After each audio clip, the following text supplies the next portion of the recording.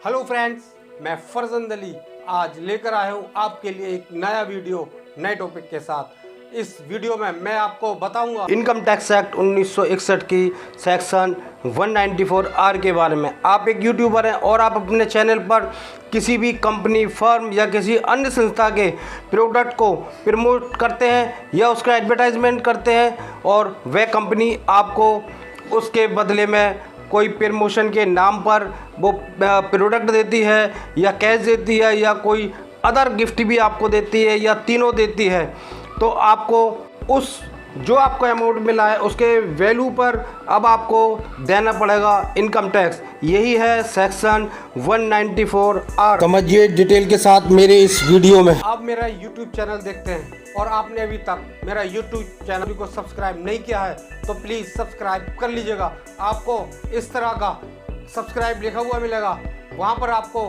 Click करना है और साथ में आपको इस तरह का एक बेल आइकन यानी घंटी का निशान दिखाई देगा, आपको वहां पर क्लिक करना है, जिससे कि मैं जब भी अपनी वीडियो डालूं तो आपको उस वीडियो का नोटिफिकेशन मिल सके और आप सबसे पहले मेरी वीडियो को देख सकें।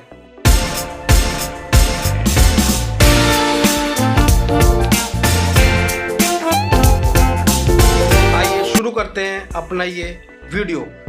आपको सबसे पहले मैं बताऊंगा कि इस सेक्शन को शामिल करने की गवर्नमेंट को ज़रूरत क्यों पड़ी।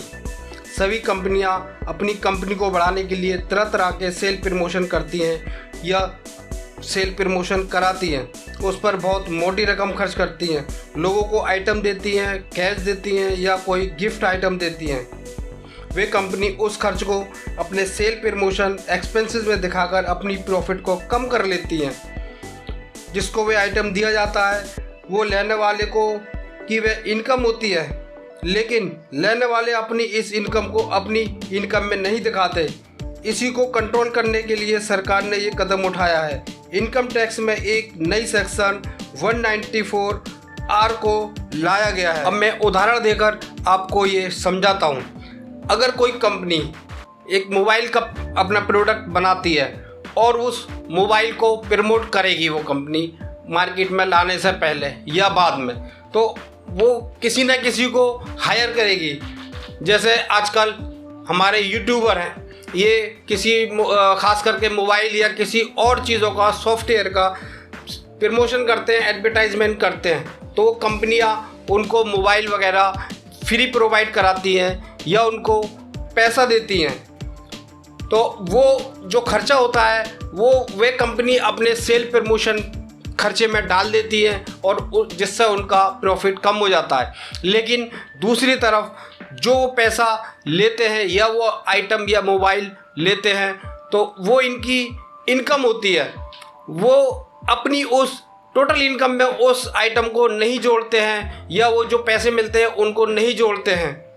तो इसी के लिए गवर्नमेंट ने कहा है कि भाई वो उनकी इनकम है, इसलिए उस पर इनकम टैक्स लगना चाहिए। तो यही सिस्टम गवर्नमेंट ने किया है। तो वो जो भी अमाउंट उनको मिलेगा उसका 10% अंडर सेक्शन 194 आर के तहत उनको देना पड़ेगा। उस पेमेंट जो भी कर रहा है उसको वो गवर्नमेंट को जमा कराएगा।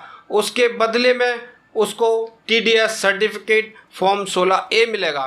अब मैं आपको दूसरा उदाहरण देकर समझाता हूँ।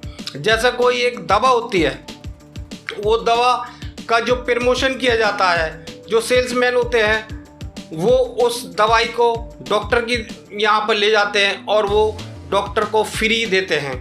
तो वो डॉक्टर की एक इनकम हो जाती है, लेकिन वो डॉक्टर उस दवाई को का जो वैल्यू होती है उसको अपनी इनकम में, रिसीविंग में नहीं दिखाते हैं। तो अब ये सेक्शन ऐड होने से उनको वो दिखाना पड़ेगी, क्योंकि वो एक नंबर में पेमेंट में दिखाई जाएगी, क्योंकि उसका TDS कटेगा और वो इनकम टैक्स यानी आपका जो भी पेन नंबर है उस पर शो करने पड़ेगी। अगर वो अमाउंट रिसीविंग में आप टोटल में इनकम में नहीं दिखाएंगे तो फिर वहाँ पर आपको दिक्कत हो जाएगी, आप पकड़े जाएंगे, उसमें आपको पेनल्टी भी देना पड़ेगी। मैंने आपको एक साधारण लैंग्वेज में बताया था, जिससे कि आपको समझ आ गई होगी।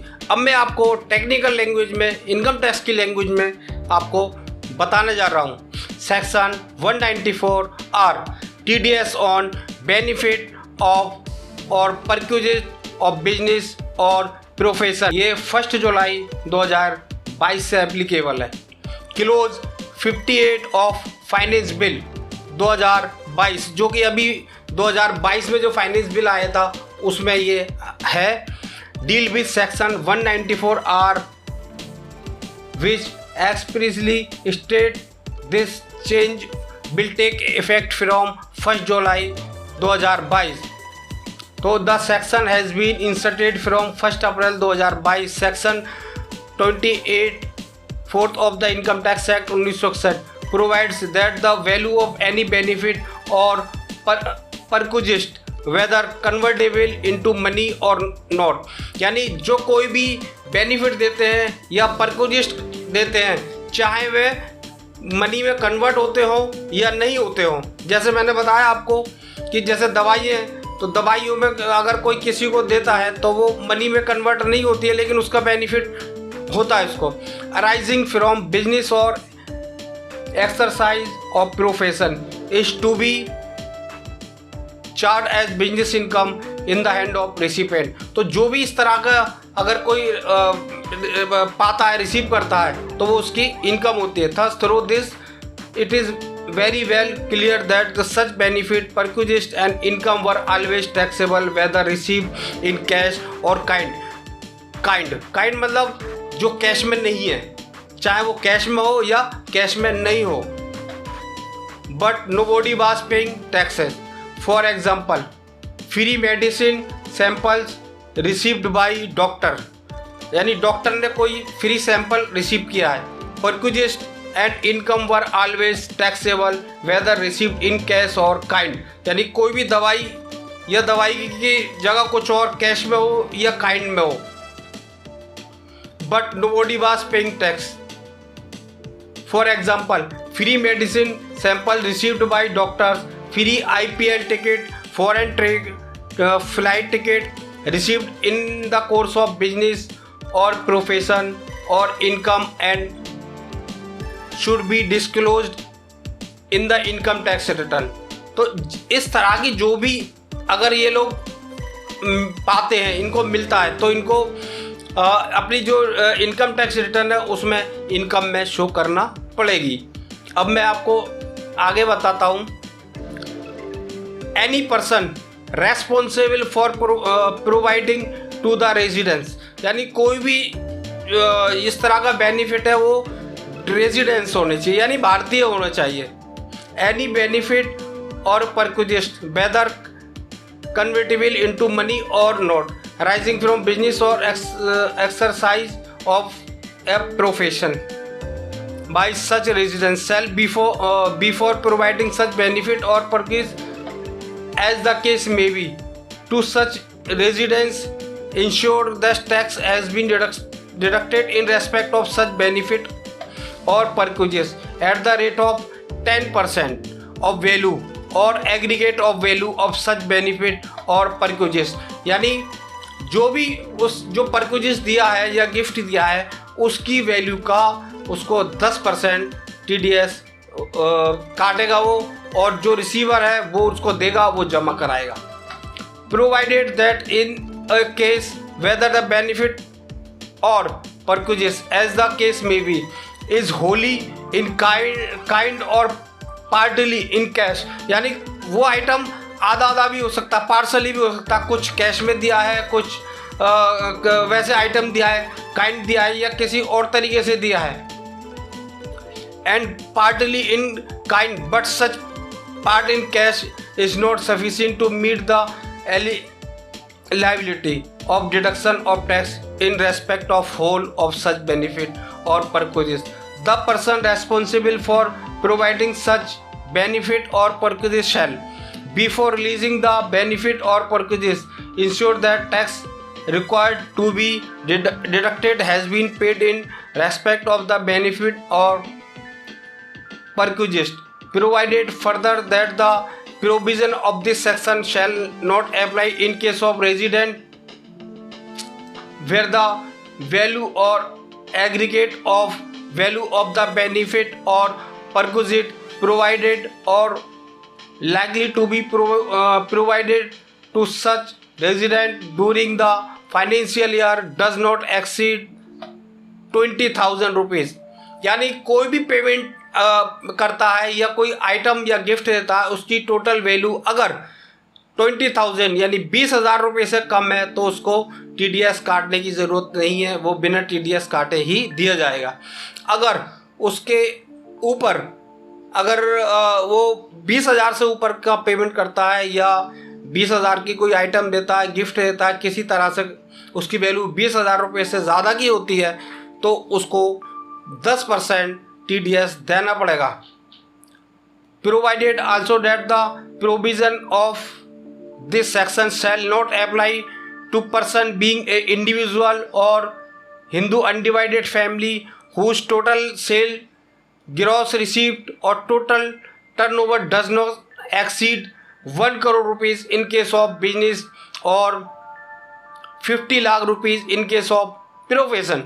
अब यहाँ पर बात आती है कि TDS जो काटेगा क्या वो सभी लोग TDS काटेंगे? ऐसा नहीं है। जिस किसी की भी सेल अगर इंडिविजुअल है या हिंदू अनडिवाइडेड फैमिली है उनको सिर्फ छूट है, खाली कंपनी को नहीं है। कंपनी तो जितने भी सेल हो उसको TDS काटना ही काटना है 20,000 रुपये से ऊपर का, अगर वो किसी को पेमेंट करती है या कोई गिफ्ट देती है। लेकिन इंडिविजुअल जो होते हैं या हिंदू अनडिवाइडेड फैमिली है उनके लिए है कि उनकी सेल अगर 1 करोड़ रुपए से ऊपर है तो उनको TDS काटना मैंडेटरी है। अगर 1 करोड़ से नीचे की उनकी सेल है तो उनको TDS काटना मैंडेटरी नहीं है।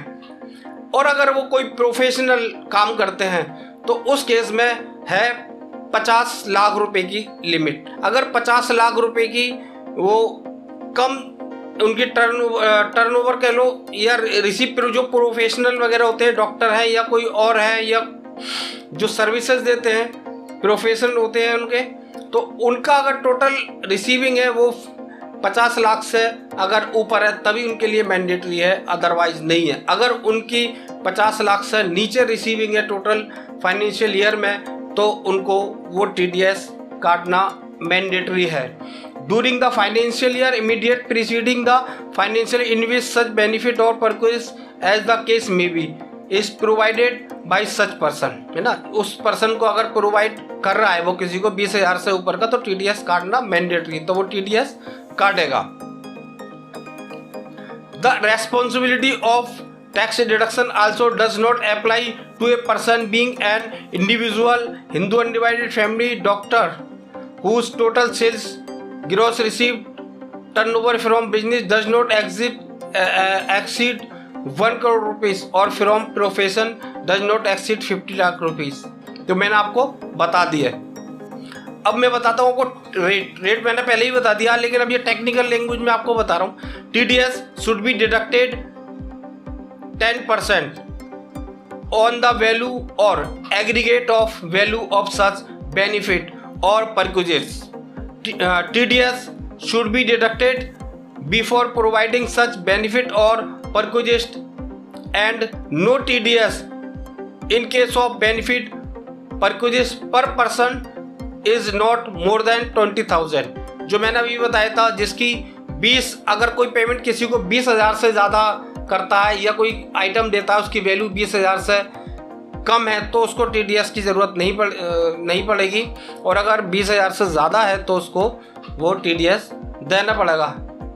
इन the financial year and for calculating aggregate limit of ₹20,000 financial year is to be considered as a whole and not period after 1 July 2022। अब मैं आपको बताता हूँ सेल्स के ऊपर। अगर कोई किसी को होलसेलर है कोई, वो अगर आगे उसको सामान अपने कस्टमर को माल बेचता है और वो उसको डिस्काउंट देता है या क्रेडिट कार्ड वाले कुछ पॉइंट वगैरह देते हैं जिससे कि उनकी सेल का प्रमोशन हो, तो क्या उस पर भी TDS कटेगा?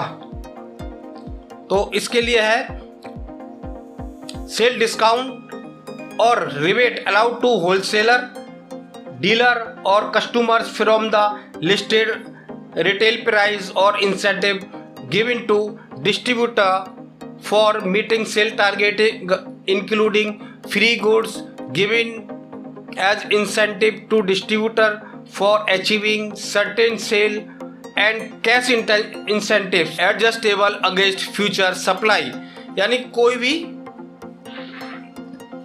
कंपनी अपने डिस्ट्रीब्यूटर को जो उसका सेल प्राइस है उस पर कोई डिस्काउंट देती है या किसी और तरीके से इंसेंटिव देती है, तो उसको इसमें नहीं माना जाएगा। यह बोनस देती है और bonus point given to the credit card customers और similar benefit and reward may be clarified as not constituting benefit or perquisites since they are ordinary selling expenditure.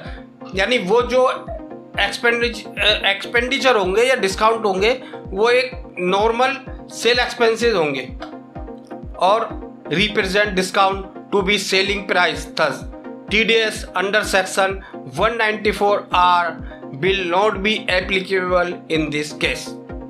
तो यहाँ पर साफ लिखा हुआ है कि इस तरह की अगर कोई डिस्काउंट दी जाती है, सेल पर कैश डिस्काउंट वगैरह दी जाती है, तो उसको इसमें शामिल नहीं किया जाएगा। वो सेल के जो एक्सपेंसेस हैं उसमें ही उसकी एंट्री होगी। तो फ्रेंड, ये आपको समझ आ गई होगी। मैंने आपको दोनों तरीके से बताया है। एक तो आपको बताया है मैंने अपने एक जनरल लैंग्वेज में, आपको अपनी भाषा में, और दूसरे फिर मैंने आपको बताया है जो टेक्निकल लैंग्वेज है इनकम टैक्स की, उसमें मैंने आपको बताया है। तो आई होप आपको ये समझ आ गई हो। ये मैंने आपको सारी चीज़ें बता दी हैं आपको। अगर आपको फिर भी कोई डाउट है, कुछ आपको सवाल पूछना है, तो आप डिस्क्रिप्शन में मैंने इसको कुछ दिया हुआ है इसके बारे में, वो आप पढ़ सकते हैं और आप कमेंट में मुझसे पूछ सकते हैं जो भी आपको क्वेश्चन पूछना है, आपको डाउट हो। फ्रेंड्स, ये थी आज की हमारी वीडियो। अगर आपको मेरी ये वीडियो पसंद आई हो तो मेरी इस वीडियो को लाइक कीजिएगा और अपने फ्रेंड्स में, जानने वालों को, रिश्तेदारों को, सभी को ज़्यादा से ज़्यादा इसको शेयर कीजिएगा, जिससे कि इस वीडियो की नॉलेज उनको मिले और उसका बेनिफिट उनको मिल सके। और अगर आपने अभी भी मेरे इस चैनल को सब्सक्राइब नहीं किया है तो प्लीज़ मेरे इस चैनल को सब्सक्राइब कर लीजिएगा।